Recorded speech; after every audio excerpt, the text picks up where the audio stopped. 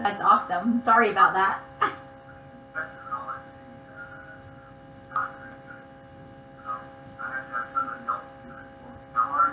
I'm good. Can you hear me okay? Yep, I'm turning you up here. Okay.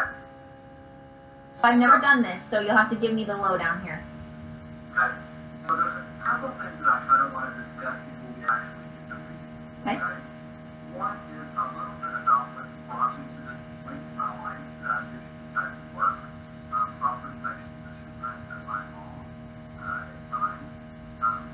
But it's really for you to understand that this has been a lifelong process. For me, it's not something that will up one day. All this would be like cool to be able to do this. Right. The second part is a little bit about how the reading stand up today. I can't tell you exactly how it's going to go, but I can give you examples of how I get information and then how I translate that information. Okay. For me, this has been going on since I was really young. So when they refer to me as a cradle reader, that is Gibson's birth. As early as 3 or 4 years old, I spent a lot of nights just with me and my mom in a small bathroom in the ranch style house, kind of with me screaming and yelling for her to make me stop. I didn't recognize people. I didn't know how to stop them every night. I never wanted to make people feel like they were ever needing to scare me. But as a kid, we don't have any basis. We don't know what's going on. And the adults around you, like what's going on. You can be a little bit nerve-wracking. Sure. Growing up, I grew up Catholic. I'm no longer Catholic, but I grew up Catholic. I went to Catholic schools. I kind of kept this to myself. I went to a Catholic high school, and there was a little church inside the high school. You can imagine such a thing. And a lot of times during lunch period, when I was a freshman, I would go to this little church. I knew that nobody else would be around. You know, having outward conversation with God. Kind of being angry, kind of being like, why would you do this? Nobody else is going to understand. It wasn't until I was about 28 years old that I lost a very good friend of mine. His name was Bobby. And I had learned to talk to my own people on the side, and I never thought about sharing that with anybody else. It was odd kind of way. I thought I could go to his friends when I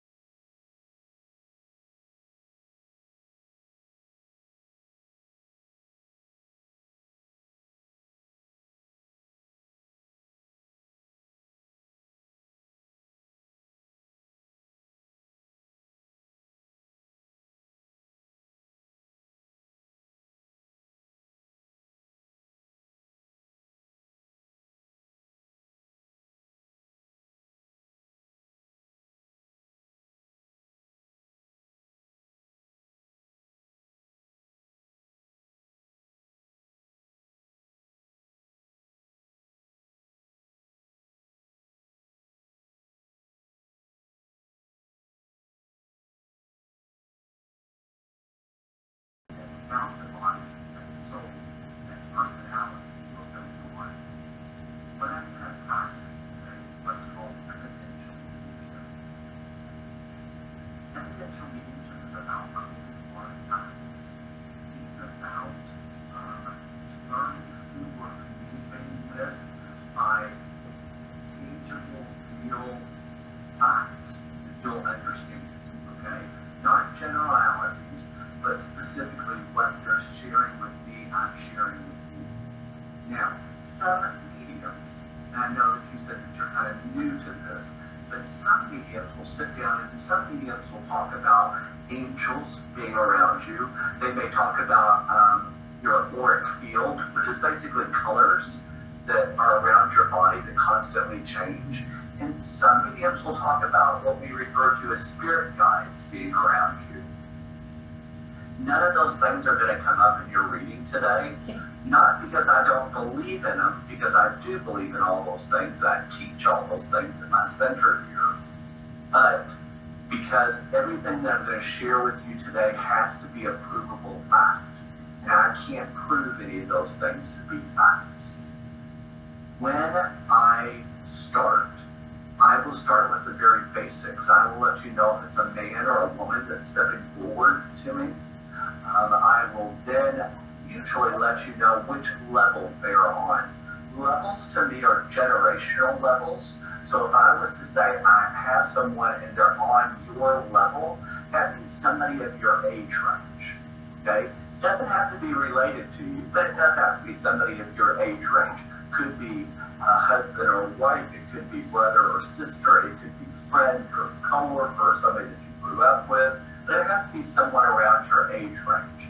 If I say I have someone coming through and they're one level up, or on your parents' generation, it would include your parents, it would include aunts and uncles, it would include in-laws, God level, whether we get along with them or not.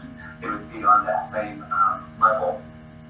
So I have your level, your parents' level or generation, your grandparents' level or generation, and then great-grandparents. I don't get a whole lot of great-grandparents or people from that generation, but again, occasionally they step in. Also, underneath you will be your children's generation and then their children's generation and so forth, okay? That's just where we're going to start. Then I'm going to ask each one of them to come through and share with us something about themselves. Now, I am clairvoyant, which just means clear seeing.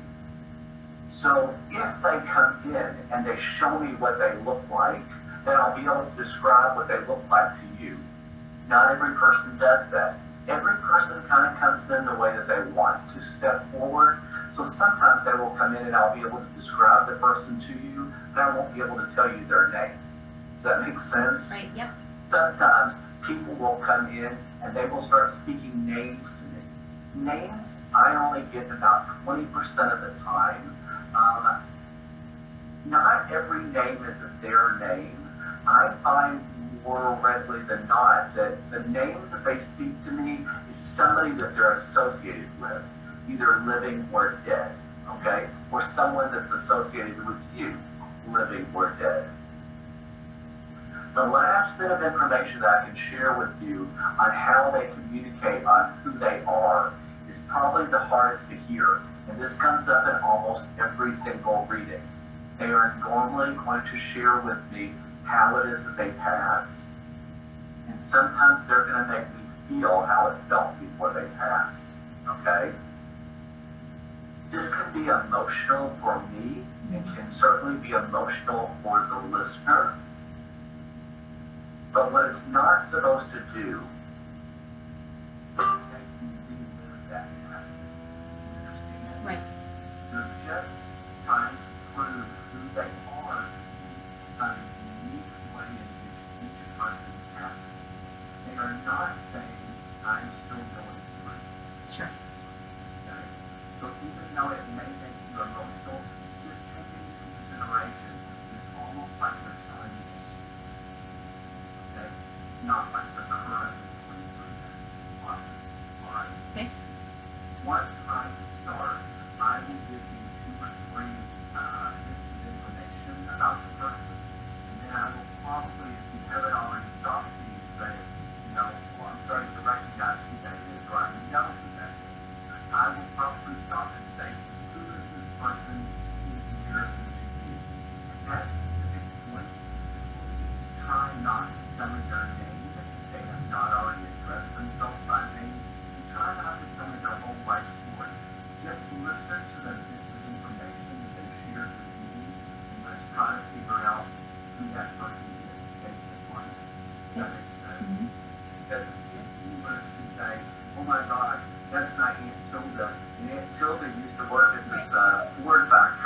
had a stroke and died, I wouldn't be able to use any of that information to verify who she was because you've already shared it with me. And I don't want you to feel like you can't talk during this reading. Unlike my mother, Gura, who does this for a living, she's from Poland and she says, button your lip, and she won't let you talk through the entire reading. I want you to be able to talk during the reading, and I want you to let them first bring through the evidence of who they are before we start to talk about it. Does that make sense? Yes. Because at the end of the day, I want you to know that it was them. Right. Good. All right? Toward the end of the reading, I will allow you to say anything to them that you want to say to them, with the understanding that you never need me or any other medium or priest or anybody else to do that for you, because their connection is with you. You're the best communicator ever for your people on the other side, even though sometimes it's nice to hear a medium bring them through for you. Right. All right? Okay. I will also give them the opportunity to give you any type of message that they want to give you today. All right? I do understand that I've already closed my eyes a lot talking to you. I try to keep my eyes open, but it's easier for me if I can kind of visualize and kind of take out, I've got a pretty flowers here in front of me and I'm looking at you. Sometimes I will shut my eyes. It gives me a leg up on the other side. Sure. Because the way that they communicate, although it's very powerful, is sometimes very subtle. Okay. Does that make sense? Yep. Whether my eyes are open or closed, I will always be here with you. You can ask me or say anything at any time. I promise my head will not start spinning. There will be no pea soup today. I wish you were here, though. You could see the great Halloween decorations that I have. Yeah. I have life-size Halloween decorations all out there. My assistant Ingrid said it's scaring all my clients. But we only have one more day of that. So, Right. If you don't have any questions, I'm going to go ahead and begin. I'm good. Will you say and spell just your first name for me, please? Nicole. Nichole. I go by Nikki. Nikki. Cool. I'm going to take just a moment and say a little prayer inside my head. Then I'm going to do a little bit of writing. Once I get done with the writing, I'll describe to you whom I have or the people that I have. Okay? Okay.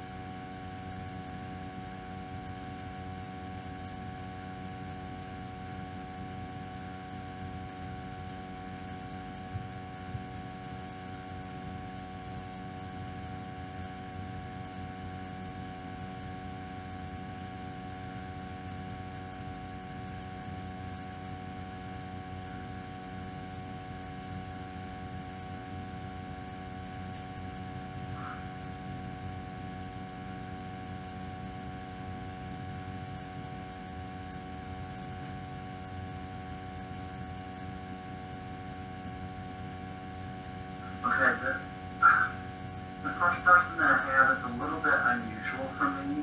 I have a male that's stepping forward, and in my line of work, most people pass from a disease, and those people pass when they're older. That's not really the case with the first person that I have. Do you understand? The first person that I have is talking about not being old when they pass. They're talking about being gone too soon. They're also talking about their passing being quick and unexpected in the timing and in the way in which they pass. This is not something to prepare for. This is not something that we knew was coming. You understand? They're talking about being very energetic when they were here. They're talking about always being in motion, always being like you can't stand still. So as I open myself up around you, I see them going in and out the door. Do you understand? Like they have the youthfulness,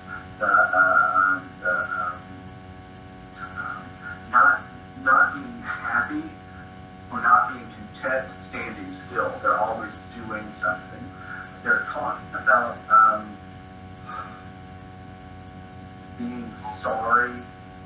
They're talking about being not ready to pass when they pass. They keep talking about the quickness and unexpectedness in the way in which they pass. What happened? Who is this, first of all? I think it was a friend. Suicide. Do you understand that after the fact that some people kind of thought I should have seen this, or I should have known something? So when I said unexpected, it was unexpected to most, but not unexpected to all. Do you understand what I'm saying? Yes. Why does this person make me feel like this has been an ongoing struggle for a while before this happened? Yeah. This is not somebody that just like had a bad breakup and decided this is an ongoing process for this person. This is something that they don't feel like they can live for one more second, or don't feel like they can live for one more day. Yeah. You understand? Yeah. I don't know what the religious affiliation is with the family. All I can tell you is that old belief that you don't go to a good place if you commit suicide is not true. You understand? Because there are people out there that still think that this is such a mortal sin. All I can tell you is, as God's children, when this person tells me I can't live for one more second or one more day, is a time that God gets closer to them, not when God throws them away. You understand? But they keep telling me, I'm sorry, I'm sorry, I'm sorry, over and over again, because they couldn't deal with the pain anymore. You understand? Yeah. They couldn't seem to explain it to anybody that was here. That's right. No, nobody seemed to acknowledge or could understand that this person could not visualize themselves going to tomorrow. Yeah. You understand? There's also something, you know what they keep putting on their head? He shot himself in his mouth. So, could that be? Yeah. Did they have a memorial? Did they have a funeral for him? Yes. Did they have an open casket? Yes. They're doing something with the head. And I don't know what that is, and I'm not trying to be gross, but suicide or whatever, they had to do work. Right. Yeah. Covering it up. Yeah. You know what I'm saying? Yeah, and he looks terrible. So that might be it. That didn't look like it. It didn't. Almost like they're dressing up a man. You understand? Look like an old man. Mm-hmm. Some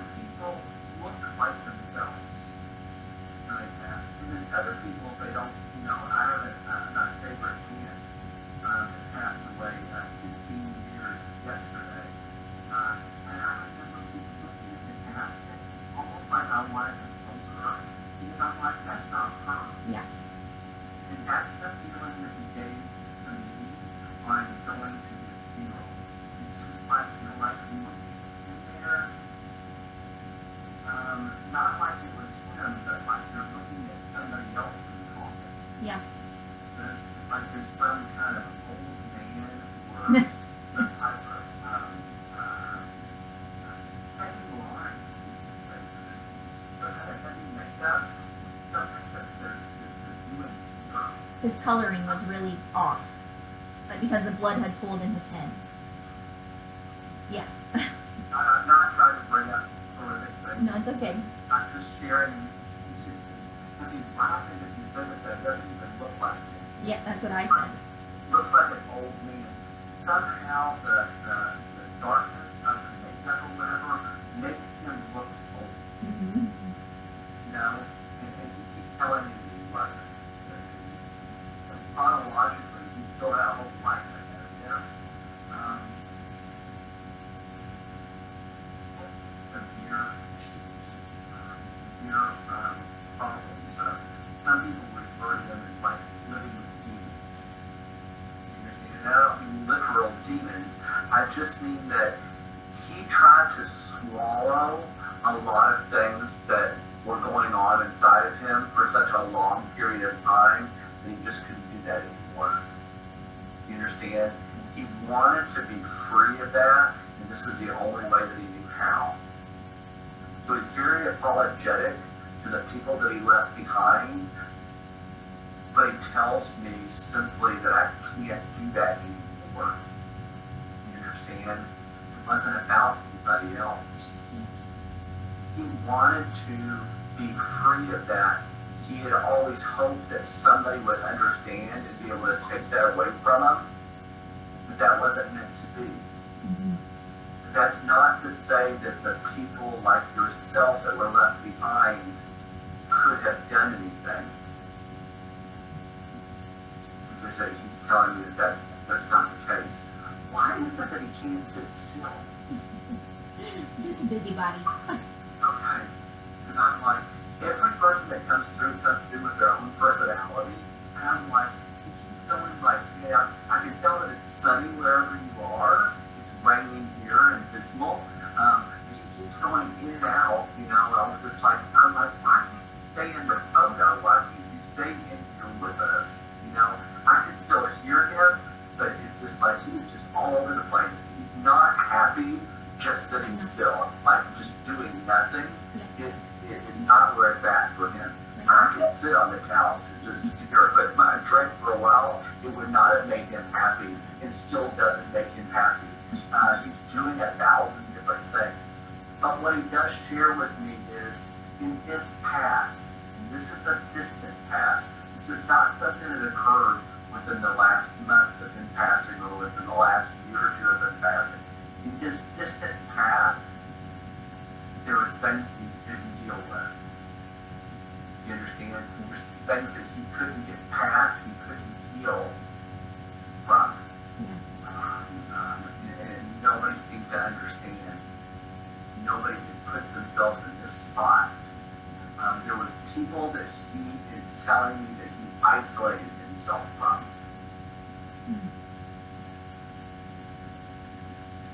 I can see that a little bit, I think.